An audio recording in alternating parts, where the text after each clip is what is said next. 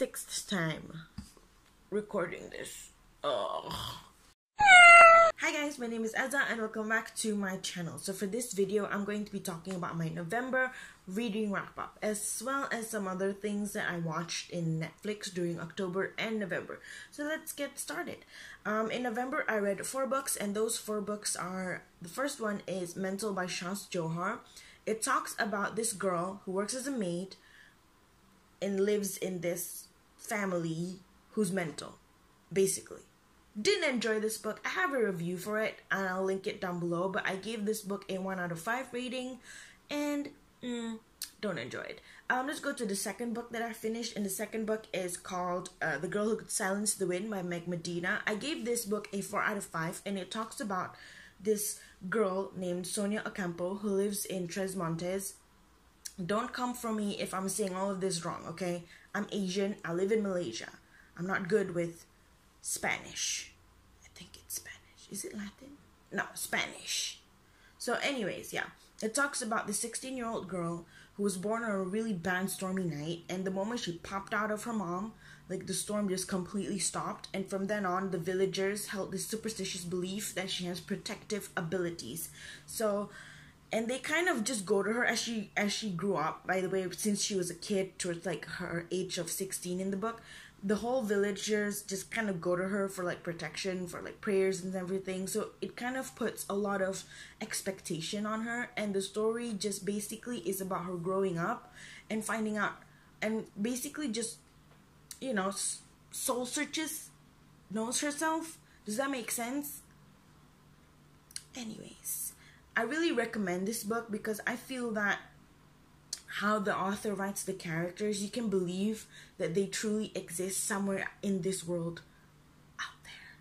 Does that make sense? But the reason why I didn't give it a 5 out of 5 is because it didn't delve deep into the issues that I was interested in, like poverty, and then corruption, and then human trafficking, and then molestation or sexual assault, that happens between 2 different classes and how it could affect both of them differently. But then again, this book is catered towards like middle grade to young adult, so I'm not sure how deep it could have gone, you know what I mean? So maybe it's just it didn't cater to me as the adult. But anyways, the next book that I read is Chirpin by Nadia Han. I really enjoyed this book. I gave this book a 4 out of 5. The only stories that I didn't, it's all short stories, by the way. The only stories that I didn't really enjoy, not really enjoyed, but I just didn't get the emotional depth to it, all the script one. Basically, all the scripts one is the one that I didn't really feel so much, but the rest I really liked it.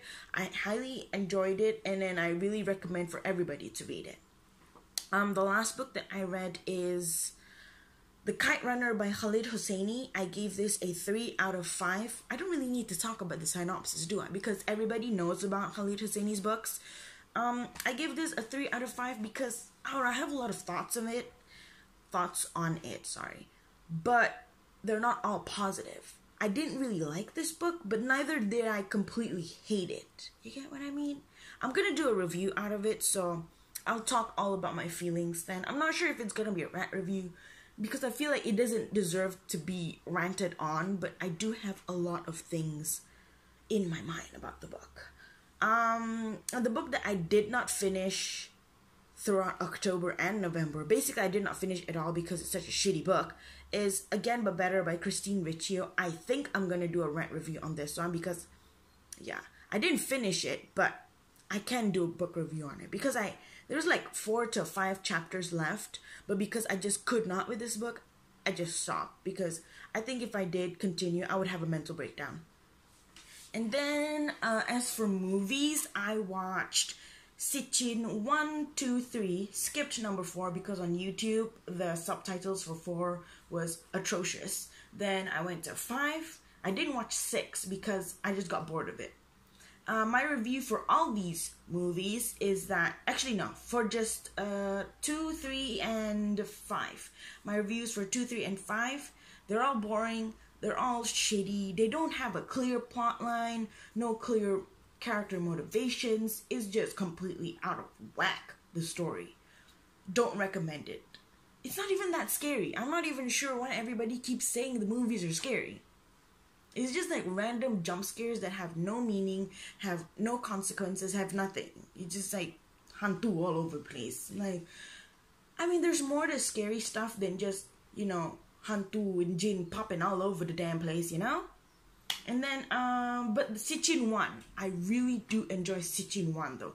I felt like that movie was a good movie on its own. It had clear character motivations, it had clear plot, it had clear consequences. And as a spoiler, I really kasihan that Imam, who was just trying to help this family, poor dude got arrested because all the family died. He was just trying to help. He was basically framed by this jinn.